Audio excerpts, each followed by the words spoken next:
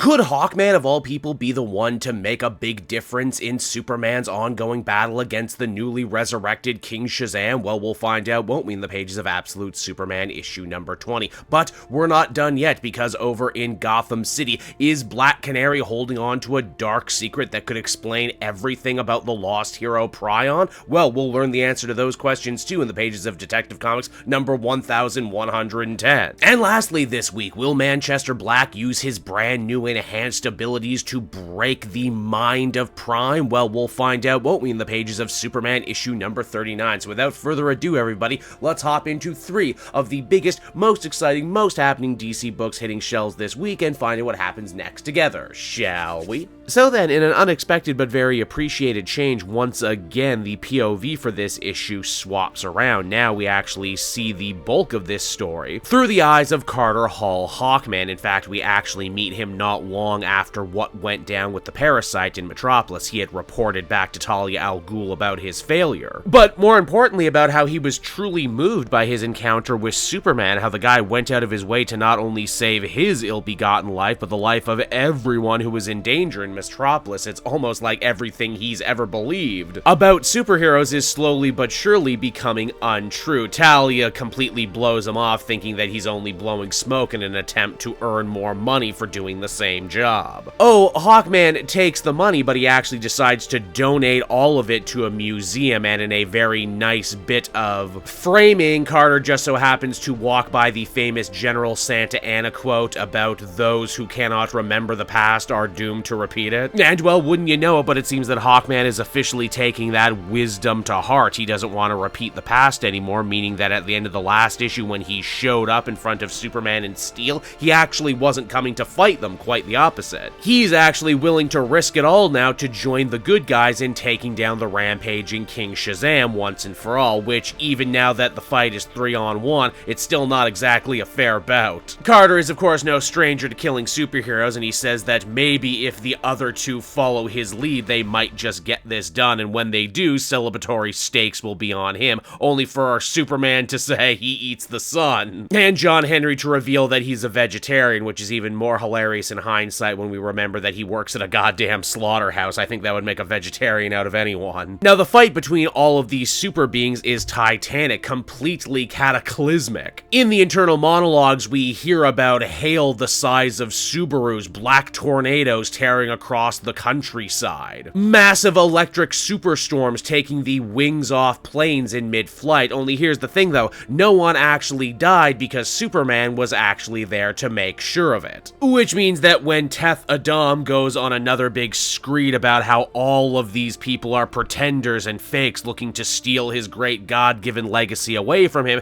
Carter cannot help but speak up and say, hey man, I'm an archaeologist, I discovered your tomb, I'm kind of an expert on your era in time, and let me tell you, you can't actually steal away a prophecy that was never yours. In fact, you don't even fully understand your own legacy. Yeah, you got the powers from the Wizards of the Redlands, but we know those were just brainiacs, alien arms dealers, and mad scientists who decided to screw with you by invoking the names of some old human gods. But it actually gets so much worse for Teth Adam. You said that you ended slavery in about a week. Well, yeah, you did, but after that, the powers that be, the real true rulers of the world even back then, saw fit to unseat you and lock you inside a father box for daring to upset the status quo. And who are these secret true rulers of the universe? Well, one is pretty obvious. That is clearly Raven, or maybe she's Trigon because she's clearly existing in the past. She's got the 4 evil eyes. We also see a mysterious red-clad man with a trident. If I had to bet money, I would say that's Arian of Atlantis, which also begs the question that yes, Atlantis does actually exist here somewhere in the Absolute Universe, and maybe also the Lords of Order. Then there's the third and probably most interesting, because this guy is only in silhouette. He looks to be a big beefy dude covered in furs. I'm guessing, wow, is that actually Vandal Savage? It would be interesting to see how Vandal Savage looks in this universe, because Ra's al Ghul in the Absolute books already is kind of looking and acting like a Vandal, but I guess we'll wait and see.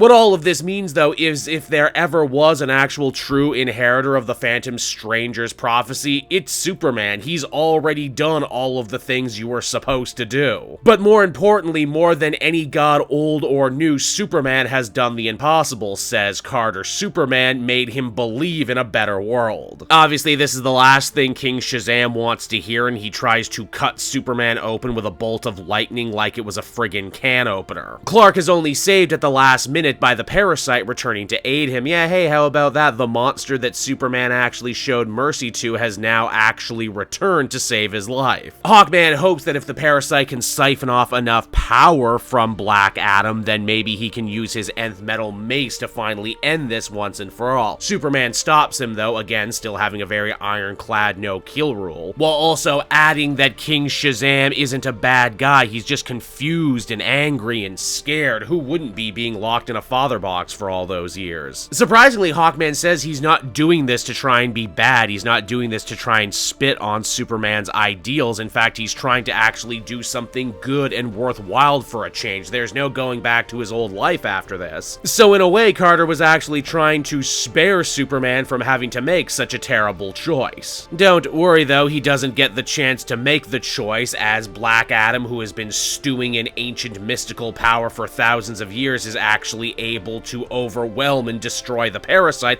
before once again turning his wrath on our heroes. Yeah, wouldn't you know it, as incredibly powerful as King Shazam has been shown to be so far in the story, he was actually holding back, screwing around, and only now has he decided to go all out. Superman, Steel, and Hawkman end up getting completely wrecked in a blast. It's a miracle at least two of these people are alive, but the question now becomes, what the hell are they gonna do to deal with this problem? Well, little by little, they begin to conduct an idea. Hawkman says that if Superman is able to swing his nth metal mace using his super strength, then maybe he might actually be able to do some real damage to Teth Adam. Steel also follows suit, saying that his hammer was forged by a neutron star, which means the Man of Steel is going to be doing a little bit of dual wielding. But before we get to that, we also take a moment for a little aside featuring Lois Lane and Talia al Ghul. They had been blown up in the Lazarus explosion from the previous issue, but that still doesn't mean they're not completely ready to start tearing strips out of each other all over again. Their fight ends up having to be put on the back burner, though, as they are forced to look up and bear witness to an nth metal wielding Superman who takes his battle with King Shazam all the way to the very moon. Why? Well, this is where Superman once again decides to use his big old super brain. King Shazam may be incredibly powerful, but at the end of the day, he's still a human who needs to breathe. Superman basically vows that Teth Adam is going to take a little time out on the moon unless he is willing to say the magic word. Now from there, we transition on over to Detective Comics, where we are treated to yet another flashback to the early days of Batman, Black Canary, Green Arrow, and their friend Prion fighting crime. In this case, they are airdropped in to stop a train hijacking. It's here we actually get the opportunity to see a slightly silly, more fun-loving side of Prion as a character, as he tries out names for the super group that they're all in. Hey, what about Flight Force Delta? You know, because we got two birds, an arrow, and a bat. No,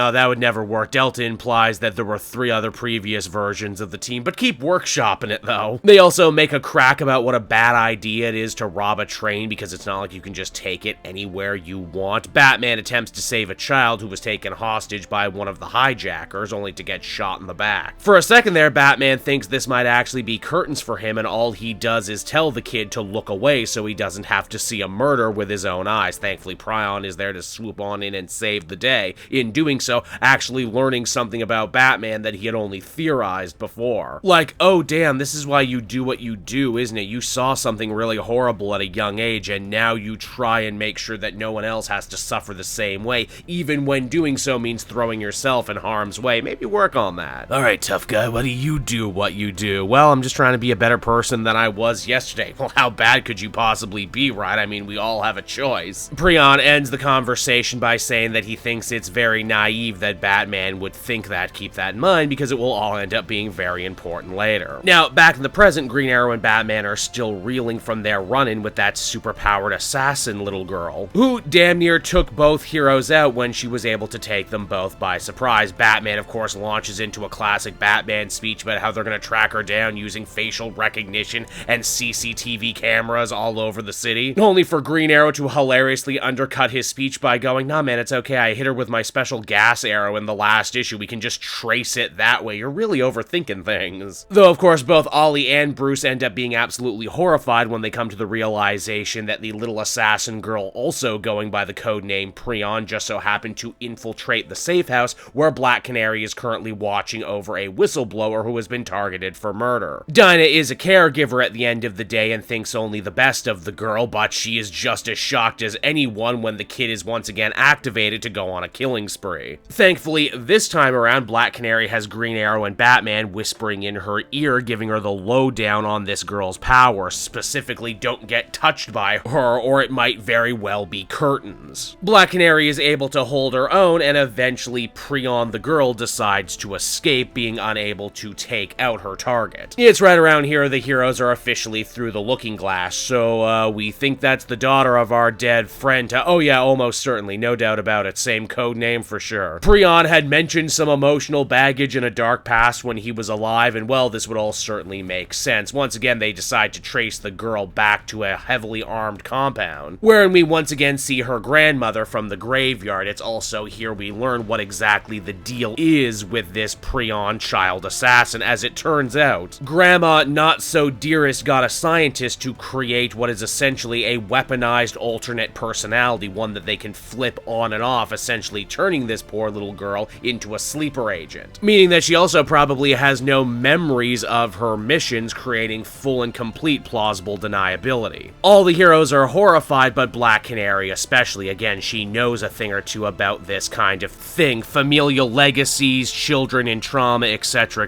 and as such she takes it upon herself to rescue this child, also because, you know, having Batman break into a little girl's room in the dead of night kinda sends the wrong message. Now, as it turns out, this little girl actually isn't stupid. Her name is Abriella, and ever since she was young, her grandmother has spun one hell of a fiction for her, that she is a princess in exile from a foreign nation, and that she must learn to fight and defend herself so that she may one day regain her throne. Her father was Prion, who before his own disappearance left her with a special lockbox, saying that she should open it one day when she wants answers. She was too afraid, however that changed when, get this, in the last arc, the Courage That Kills virus took over the whole city, and as such she decided to finally start investigating her past and who her father was friends with. Black Canary cuts a swath through the armed guards so that they can all escape. However, before they can fully exfil, they once again end up coming face to face with evil Grandma, who drops a major bomb, and that is that Abriella cannot fully trust this woman because she was the one who killed her father. And at first you're thinking to yourself, nah, that can't possibly be true, why would anyone believe her, only for Dinah to go, no, that actually is true, and I will tell you the whole story next time. And lastly, this week we have Superman issue number 39. Picking up from where the last issue left off, Superboy Prime had been sent back into the events of Infinite Crisis by a vengeful and ghostly Manchester Black, who hoped that seeing these ghosts from his past would be enough to positively break Superboy. Once again, Prime's genre savvy is on full display here. Nuh-uh, Manchester, you're not gonna screw with me. I know this is all an illusion. I just have to sit here and do nothing and not give in to my anger and hate like you want me to. While on the other hand, he also downplays a lot of his wrongdoing during that story as well. Hey, look, I'm sorry, Wonder Girl, Terra, Negative Man, all those other people I killed whose names I don't remember. You were invented for annuals. I'm sorry, you understand, right? Come on, DC Rebirth, New 52, Death Metal, wiped my slate clean a long time ago, right? You're all back to life and healed. No harm, no foul, right? Well, there is still one person from Superboy's past who he's yet to have a reckoning with. Of course, I'm talking about the original Earth 2 Superman, the one who started it all. And the one who has still technically never returned, the one who Superboy fears more than just about anyone else. Earth 2 Superman really cuts into Prime by saying that they were never friends, and that the only reason he ever wanted to escape his prison back during this original story was that he was so sick of a lifetime being stuck with Prime's never-ending nerdy whining. In fact, Earth 2 Superman hits Prime so hard he ends up knocking him directly into the world of Superman the Animated Series. Which, hey, surprisingly, Prime admits that he never actually got Superman the Animated Series in his universe, and because of that, that he is actually very unclear about the rules and tone of this place. He assumes that because it's a cartoon, it must be bright and sunny and happy like all the comic books he grew up with, only for Manchester Black to remind him, nah, my old son, comics have changed a lot since your day. Prime also calls bullshit on Manchester Black, saying that he never used to be this powerful and that his illusions never used to be this real, only for Manchester to explain that a lot has happened since Lex Luthor essentially sacrificed his physical form to try and make sure everyone forgot that Clark Kent was actually Superman. It took Black a long time, but he was eventually able to reassemble himself, and now that he is inside Prime's head, he can perceive the universe the same way he does,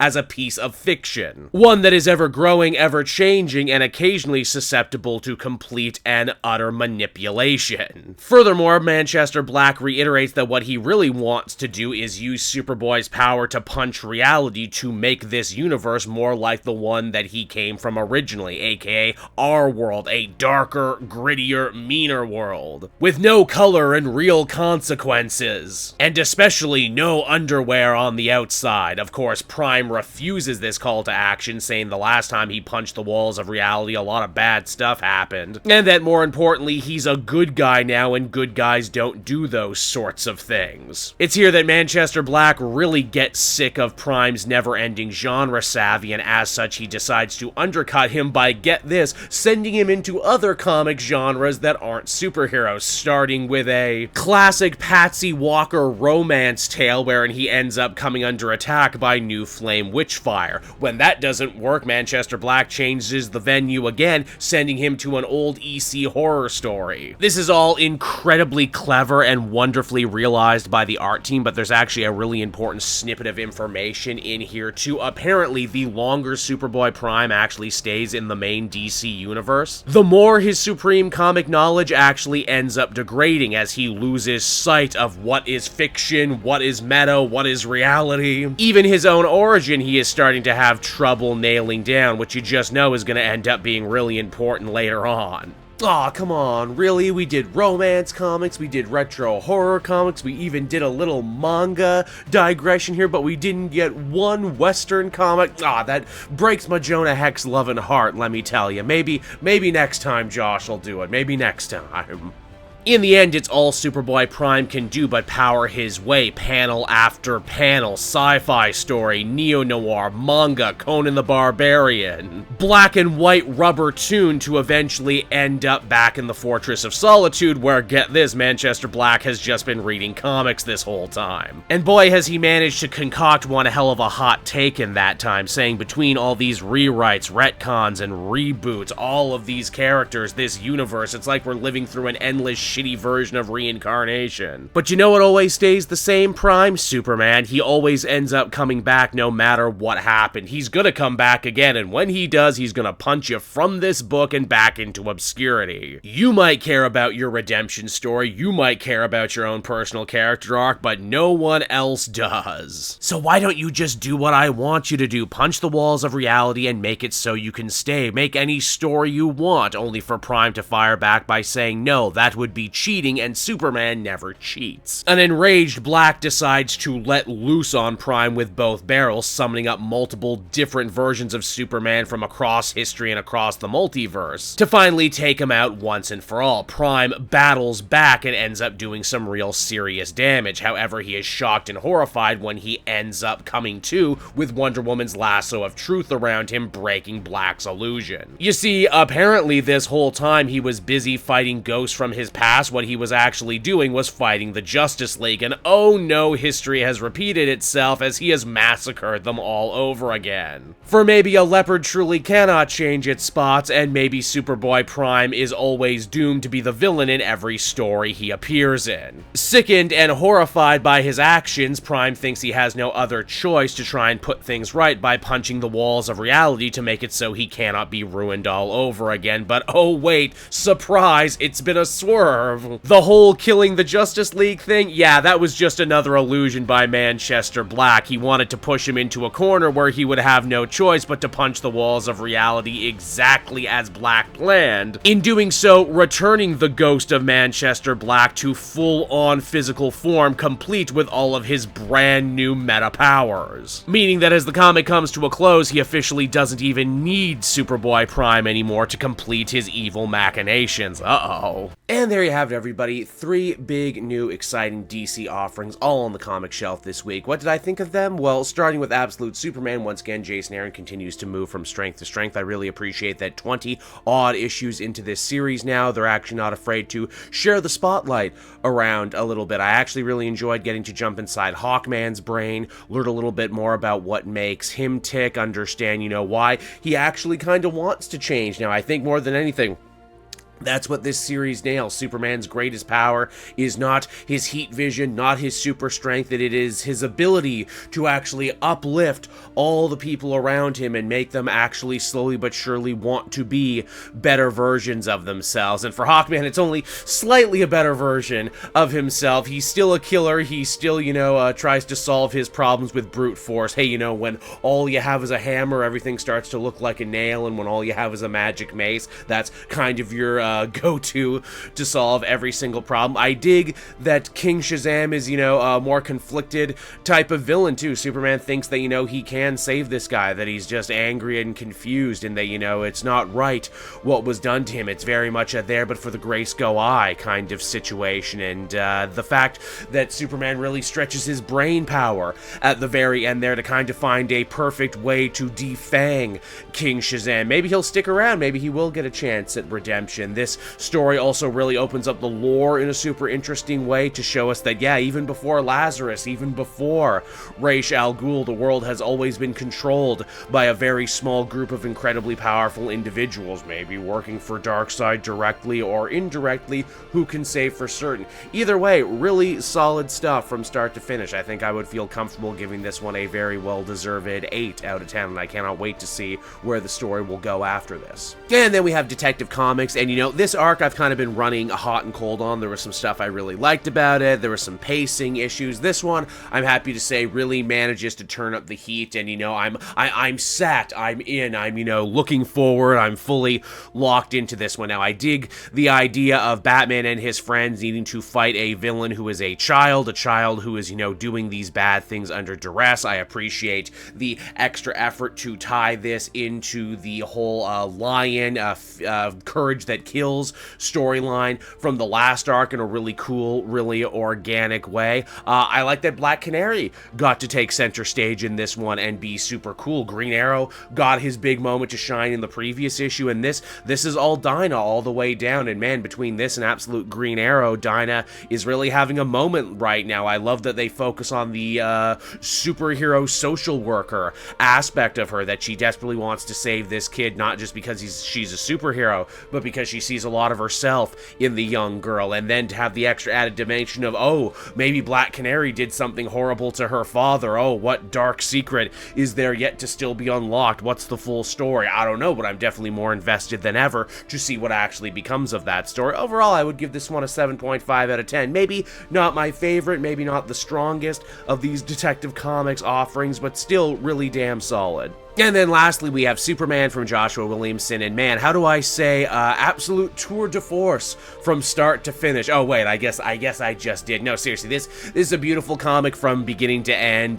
This, I think, is a that's not even a word, a perfect example of Joshua Williamson's strength as a writer. This one is filled with continuity, filled with deep cuts, filled with in-jokes and references, but also just an unabashed, unabridged love for comic books as a medium, and not just superhero comics, romance comics, horror comics, little indie darlings. There is so much in this one issue. It is absolutely jam-packed. I love this new take on Manchester Black, turning him into more of, a universe-destroying type villain. I love the juxtaposition between him and Superboy, because Manchester Black comes from, a story that tried to interrogate comic books in the age of the grim and gritty and ask the question, does Superman still have a place here? And here you have a Superboy who only wanted things to be like how he remembered them, to be bright and sunny, despite the fact that he ended up being part of one of the darkest, grimmest, and grittiest comic book event storylines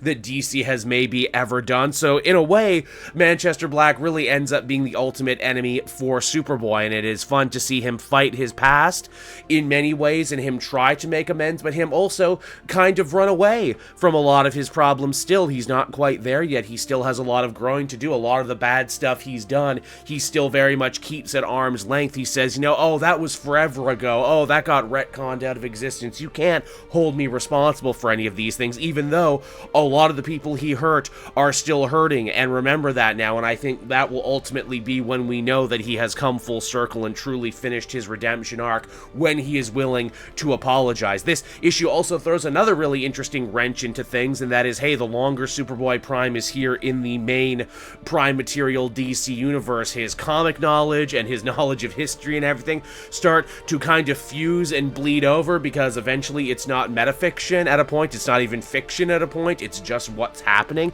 and I'm really interested to see where Williamson is going to take that. I think that's one of the coolest, most big brain ideas, really outside the box thinking. Overall, I would give this one an 8.5 out of 10. This was a real winner, definitely my favorite of the three that I read this week. But hey, you know what? That'll just about do it for me, everyone. As always, I've been Cape Joel. Thank you so much for watching and listening. I hope you're doing well out there on this Wednesday. I hope you read some really good comic books this week, and I hope you will join me Sunday when we get to do this all over again with 3 new Marvel books. So until then, everyone, bye-bye.